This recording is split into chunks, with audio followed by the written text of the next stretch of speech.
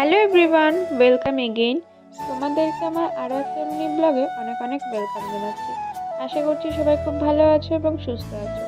এখন সকাল সকাল আমি কিন্তু রান্নাবান্না সব সেরে নিচ্ছি। এরপর ছিল আমার টিউশন এবং আমি রেডি হয়ে গিয়েছি। এবার আমাকে যেতে হবে টিউশনে।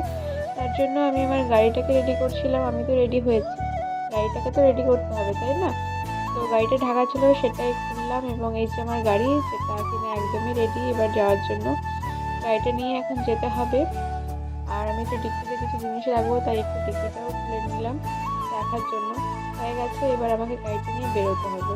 তো বেরিয়ে গেলাম, জলও নিতে হবে, জলের ড্রামও নিয়ে নিলাম।